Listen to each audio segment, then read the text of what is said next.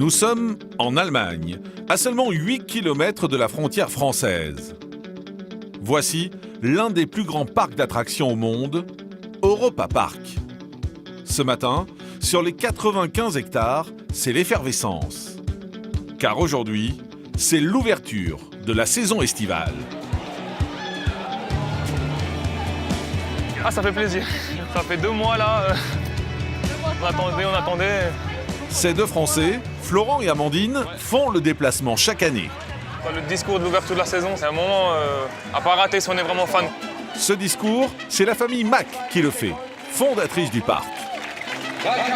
Bienvenue à tous pour cette 43e saison d'Europa Park. Il faut dire que la famille Mack est une figure emblématique pour tous les fans des parcs d'attractions.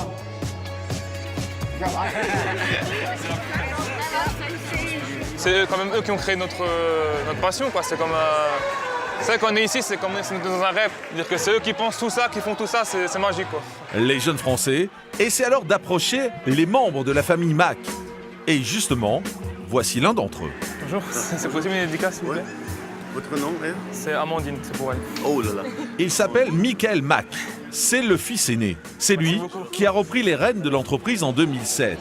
Et c'est donc sur ses épaules que repose le succès de la saison. On a travaillé nuit et jour, donc on est un peu fatigué en ce moment. On a fait beaucoup de travaux, construit des nouvelles infrastructures. C'est un moment spécial, mais je suis ravi que la saison commence.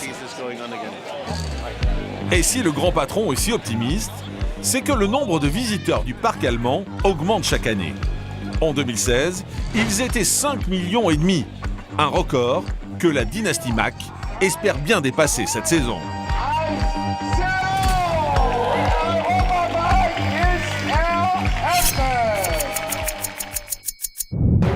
Pourtant, le territoire français foisonne de parcs d'attractions et de loisirs. Il y en aurait plus de 600 dans l'Hexagone. On n'est plus dans le quotidien, quoi. Pour moi, quand je viens ici, je suis ailleurs. Jusque-là, seuls 3 grands parcs résonnaient dans l'imaginaire des Français.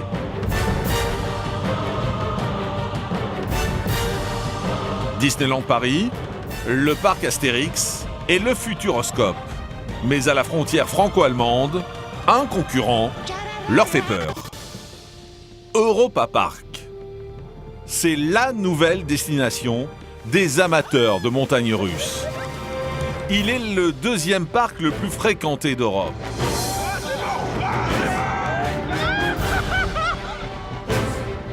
Franchement, c'est magnifique, quoi. Il y a des impressions de fou, c'est top, la vitesse, les sensations, enfin tout, quoi. Mais comment ce parc méconnu il y a encore quelques années a-t-il réussi à tirer son épingle du jeu et devenir l'un des endroits préférés des Français? Pour répondre à ces questions, nous nous sommes rendus en Allemagne pour mener l'enquête. Merci de me recevoir. 25 000 visiteurs en quête d'aventure se pressent ici quotidiennement. 3 600 employés sont aux aguets. Et tu peux démarrer. Chaque jour, en cuisine, on fait bouillir 200 kilos de spaghettis. On rôtit 500 poulets. On prépare des tonnes de sauce. Des volumes énormes. Les difficultés pourraient être que le nombre de visiteurs dans le parc dépasse nos prévisions, ou alors un manque de personnel en cuisine. Ce parc allemand a créé 15 univers, représentant chacun un pays européen.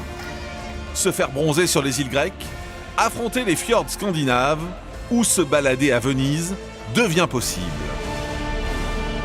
Le dépaysement, il est lié à la rupture et pas à la distance. Entre adrénaline, stress et business, plongez dans les secrets de l'un des parcs préférés des Français. « 8h du matin. Le parc dort encore. Pourtant, de petites mains s'agitent déjà. Celles qui veillent au bon fonctionnement des 61 attractions. Thierry est en charge de contrôler l'un des 13 grands 8 du parc. Le Silver Star. Je sécurise au cas où je glisse ou n'importe quoi, que je suis au moins attaché. Le Silver Star culmine à 73 mètres de haut. Ce qui en fait les deuxièmes montagnes russes les plus hautes d'Europe, après celle de Port Aventura, en Espagne. Là, je contrôle si la chaîne elle est bien, si le caoutchouc à l'intérieur eh bien, n'est pas endommagé. Le Français doit s'assurer du bon état des 1620 mètres du circuit. Un accident à 130 km/h aurait des conséquences dramatiques. Si le train reste accroché en cours de route, ça ne serait pas tellement grave. On pourrait sortir, mais que 2 trains se rentrent dedans, ça serait quand même...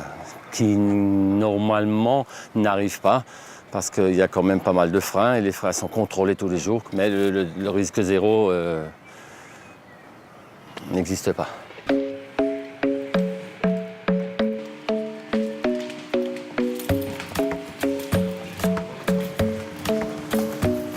Donc, OK pour moi, tu peux passer le signal. Et tu peux démarrer.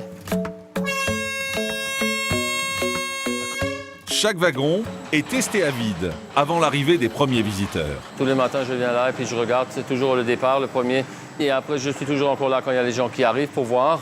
Parce que vide, il y a quand même 2 tonnes de moins pour voir comment il accroche dans la chaîne. Et une fois que les 2-3 premiers trains sont passés, donc il ne devrait plus avoir de soucis. Et là, on est prêt pour accueillir des milliers de visiteurs. Le Silver Star peut accueillir jusqu'à 1720 personnes par heure. Et les premiers à s'installer sont 2 frères, Jonathan, 19 ans, et Gaëtan, 8 ans. Ça fait un petit peu longtemps que je l'ai pas fait, du coup j'ai encore un petit peu peur, mais sinon ça va. Ça monte quand même un petit peu. Hein. On a toujours la sensation que ça va lâcher en haut. De toute façon, c'est pas fermé, reculez bien s'il vous plaît. Je peux appuyer. Moi, il a vérifié? Ouais, toi, il a vérifié. Ouais, au pire, ça lâche, c'est pas grave. Mais non. Mais Gaëtan a peur. Il faut dire que le parcours de ce Grand 8 dépote. 67 mètres de chute libre, des pointes à 130 km/h et surtout des accélérations qui atteignent les 4G, soit la sensation que rencontrent les astronautes au décollage d'une fusée. Franchement, il fait pas chaud. Alors, c'était comment? Trop bien.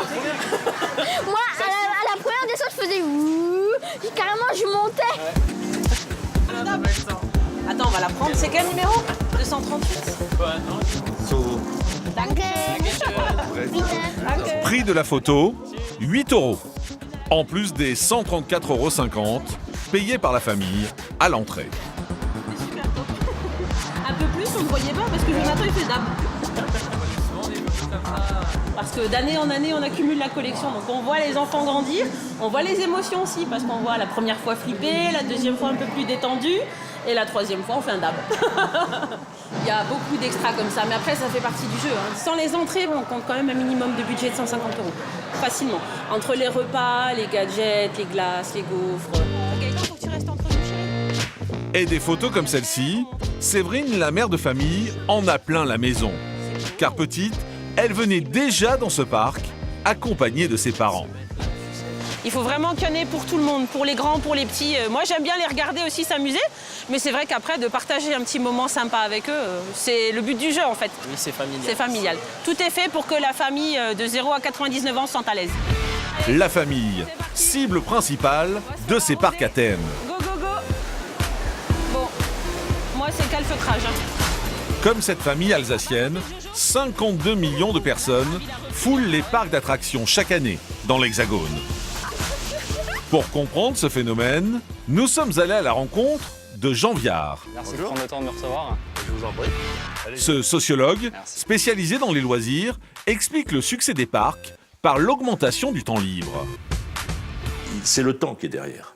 Et l'autre chose pour les parcs, si vous voulez, c'est que ce sont des espaces clos, sécurisés, familiaux, et qui, d'une part, sont des lieux de festifs, des lieux de divertissement, mais c'est aussi des lieux de transmission, parce qu'il y a de la culture dans les parcs. Alors, elle n'est pas évidente, vous prenez Euro Disney, on va dire Euro Disney. Euro Disney, c'est les grands mythes européens, des contes de Perrault, etc. Vous prenez le parc Astérix, il y a Astérix derrière. Et est-ce qu'aujourd'hui, en fait, justement, on a plus d'activités en famille qu'avant? On est passé d'une société 3 générations à 4 générations. Donc il faut multiplier les propositions de relations entre ces 4 générations. On est là dans une multitude de propositions, parents, grands-enfants, arrière-petits-enfants, etc. C'est l'idée de régénérer, on dirait, ces sentiments amoureux, affectifs, le rapport qu'on a avec nos enfants dans un lieu dépaysant, amusant. Donc au fond, on construit de la mémoire, on construit un souvenir. L'année où on a fait le parc Astérix, l'année où on est allé à Poitiers, au Futuroscope, ça va devenir des marqueurs mémoriels. Et ça aussi, c'est évidemment un enjeu extrêmement important. Chaque foyer consacre en moyenne 600 € par an au parc d'attractions.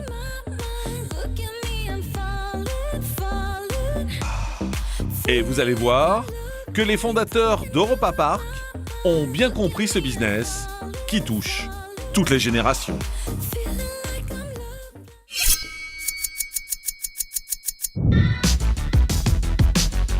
Europa Park a vu le jour en 1975 sous la direction de Franz Mack et de son fils, Roland. L'entreprise est aujourd'hui dirigée par Michael, le petit-fils. Bonjour. Merci de recevoir. Vous avez grandi dans ce parc? Certains disent que je suis un autochtone du parc. Je ne suis pas né dans le parc, mais j'y ai passé toute ma jeunesse. J'ai été baptisé dans une petite église juste derrière, je me suis marié dans le parc. C'est comme habiter dans le décor d'un film, mais ça va, j'ai eu une enfance incroyable, je n'aurais pas pu rêver mieux. On va faire un tour de manège? Avec plaisir. Cette attraction est faite maison. Les Mack sont fabricants de manèges depuis 8 générations. Longtemps sous-traitants pour les grands parcs comme Disney World, Tivoli Gardens ou encore Legoland, ils ont décidé en 1975 d'exposer leur modèle dans un champ à ciel ouvert. Nous avions besoin d'un terrain d'essai à côté de l'usine. C'était l'idée de base d'Europa Park. Mais après la première année, on a pris conscience que 250 000 personnes avaient le budget pour se payer un tour de manège. C'est comme ça qu'Europa Park est né. Né un peu par hasard, ce lieu a pourtant reçu la distinction de meilleur parc du monde ces 3 dernières années par le magazine américain de référence Amusement Today. Tout le monde disait « Mais pourquoi vous allez à Rust ? Il n'y a aucune grande ville à côté, les infrastructures sont mauvaises. Pourquoi vous allez dans cet endroit isolé ?» Mais aujourd'hui, nous sommes ravis d'avoir choisi cet endroit. On est très proche de la France, très proche de la Suisse. Chacun des pays autour a ses propres jours fériés et des vacances. C'est parfait pour un parc à thème.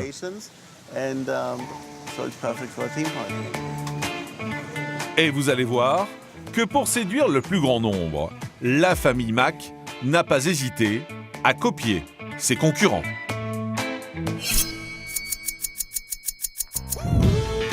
Europa Park propose à ses visiteurs jusqu'à 23 heures de spectacle par jour, avec notamment une parade, comme à Disney, mais aussi des combats médiévaux, qui ne sont pas sans rappeler ceux du Puy du Fou.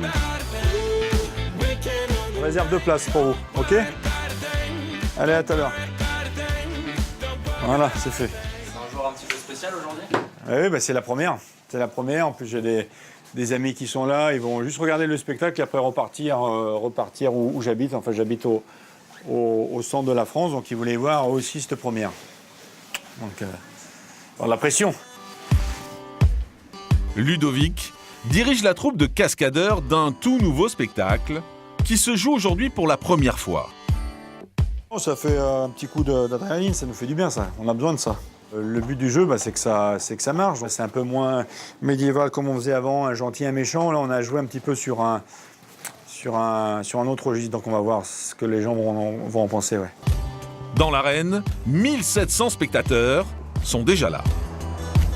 J'espère que je ne vais pas trop faire peur, hein. On verra. Hein. Et cela fait 1 mois qu'il répète. Tout semble rodé, ou presque. Pour l'instant, je ne suis pas super bien organisé, mais j'espère que ça ira mieux au long de la saison, mais je suis sur ma petite chaise, quoi. Et je vais attendre 15 minutes, 15 voire 20 minutes. Donc on a le temps dans la tête à ressasser les trucs, on va penser au spectacle, les actions.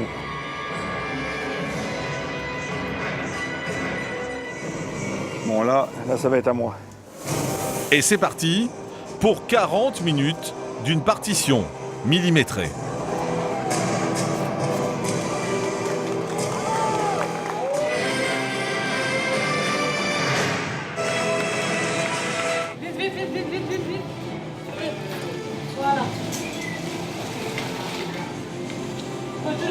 En coulisses, la tension est palpable. Ludovic joue le rôle d'un tyran sanguinaire, un monstre détesté de tous, mais qui finit par gagner les faveurs de la princesse.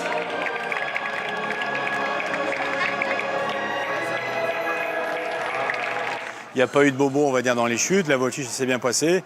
Pour une première, toute première, je suis quand même bien content. Je pense que la saison va bien se passer. Je ne vais pas leur dire parce que sinon ils vont se relâcher un petit peu, mais c'était une réussite. Une réussite confirmée par nos deux habitués, Florent et Amandine, qui n'auraient raté cette première pour rien au monde. Pas mal. C'est vrai qu'il est... Comparé à l'année dernière, je préfère même celui-là de cette année. Juste, c'est vrai que l'année dernière, on avait plus de Français dans le spectacle. Là, il y en a moins cette année. Ça reste mon préféré de toute façon, la reine. Donc, Ces deux Français sont d'immenses fans d'Europa Park. Et le couple a un manège fétiche, Arthur et les Minimoys. Cette attraction, inaugurée en 2014, s'inspire des films de Luc Besson.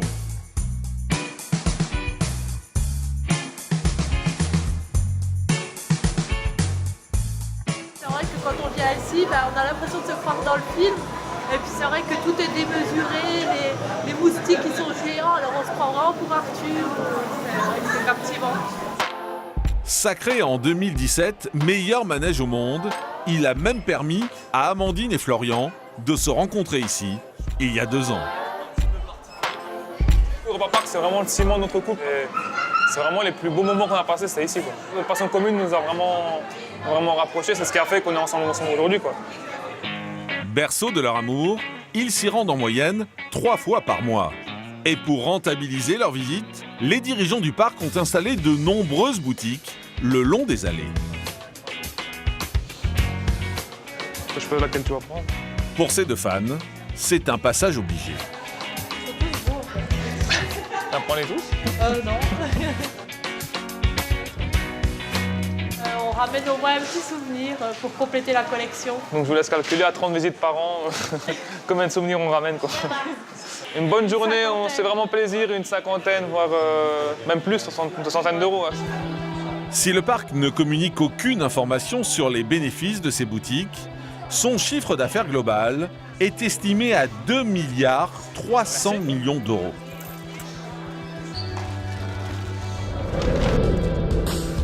Après une journée bien remplie, notre couple est donc de retour à Belfort, à 120 km de là. Bonne journée qui fait du bien. Ouais. Ça fait 2 mois maintenant. Bon, maintenant, du coup, trouve une place pour ta... Ici, Amandine a entreposé plus de 1500 objets en tout genre. Tasses, porte-clés, affiches ou encore peluches. C'est mon 2e Europa Park. Ça fait depuis ma naissance que je vais au parc. D'ailleurs, là, il y a la photo de ma toute première visite au parc, qui date de 1993. Et c'est vrai que pour moi, c'est mon univers, c'est ma passion, voilà. C'est vraiment une passion dévorante, quoi. C'est vrai qu'on est vraiment à fond dedans. Et si ces deux Français vouent une telle adoration au parc allemand, c'est qu'ils y voient un refuge. C'est vrai que quand j'arrive au parc, moi, mes soucis restent dehors, ils rentrent pas avec. Par contre, à la sortie, on les récupère, mais c'est vrai qu'une fois là-bas, on oublie tout, quoi. On est totalement ailleurs. Alors, ces parcs de loisirs seraient-ils pour les Français un exutoire pour fuir leurs problèmes quotidiens ?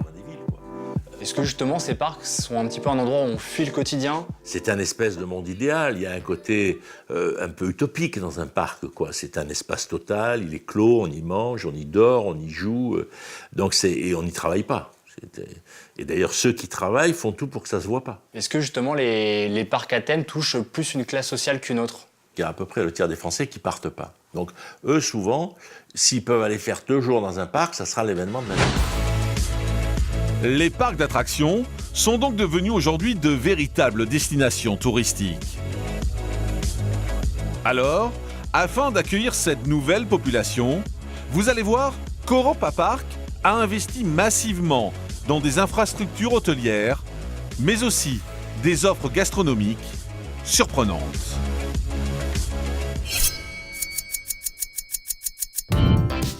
C'est l'heure de passer à table pour cette famille alsacienne. Mais avec 58 restaurants différents dans le parc, les avis divergent. Alors la jeunesse, après toutes ces émotions, vous voulez manger où? Ouais, je sais pas. Footloop tout de suite, cash. Non, c'est pas ici. J'arrive à steak à chaque fois pour savoir où vous allez manger. Oui, c'est un peu la bagarre. Il y a trop de choix.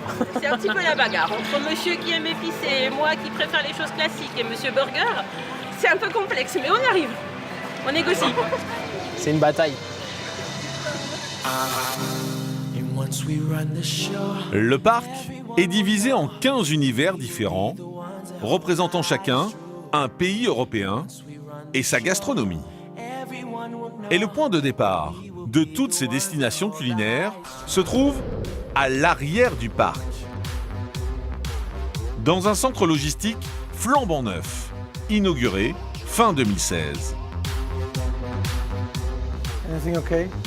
Chaque matin, une vingtaine de camions livrent les denrées. Très bien. Pour nous, c'est très important parce que pour avoir la meilleure nourriture, nous avons besoin des meilleures matières premières, et ce, tous les jours. C'est bon ça. Ici, une grande partie de la restauration est faite maison. Et c'est dans cet immense bâtiment de 8000 mètres carrés que tout se passe. Il y a beaucoup de monde, 25 000 personnes aujourd'hui dans le parc, donc c'est un peu stressant de tout préparer. Pour quantifier les repas, le parc se base essentiellement sur le nombre de visites de l'année précédente. Pour comprendre comment cela fonctionne, nous avons poussé les portes de la cuisine centrale. Bonjour. Ici, 400 wraps, 280 litres de pâte à crêpes ou encore 200 kilos de spaghettis sont préparés quotidiennement. Le travail est titanesque et le moindre grain de sable peut enrayer la machine. Le problème pour nous, c'est l'immense quantité de nourriture nécessaire. Nous devons apporter toute cette nourriture dans le parc avant 10 heures, parce qu'à 11 heures, les restaurants ouvrent et tout doit être en place. Les difficultés pourraient être que le nombre de visiteurs dans le parc dépasse nos prévisions, ou alors un manque de personnel en cuisine. Et c'est déjà arrivé? Ce n'est jamais arrivé, et ça ne doit jamais arriver.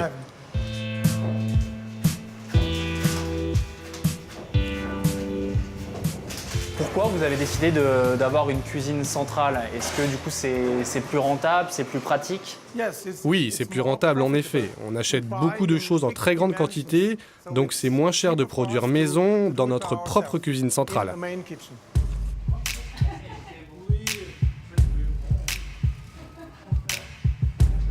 Les plats préparés sont ensuite refroidis et envoyés dans les différents restaurants du parc, comme le Foodloop.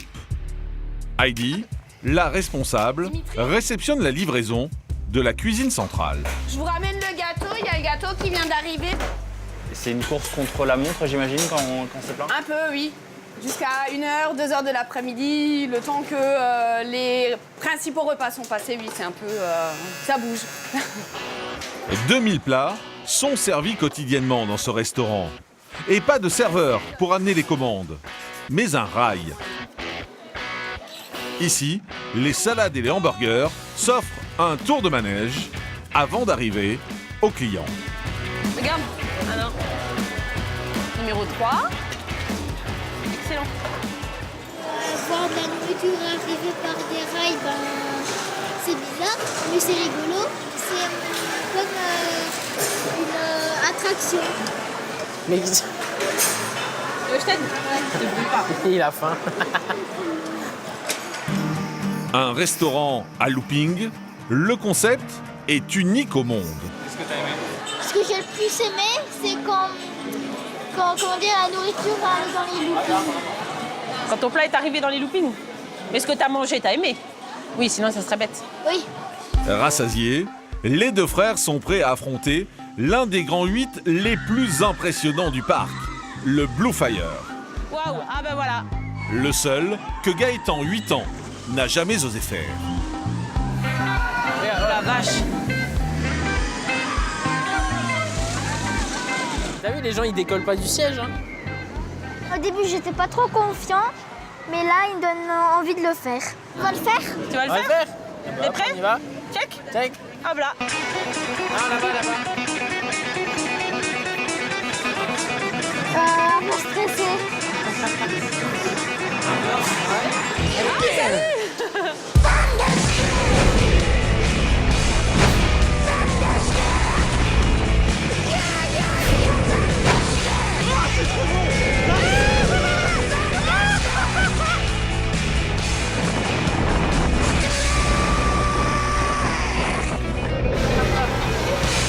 Trop bien.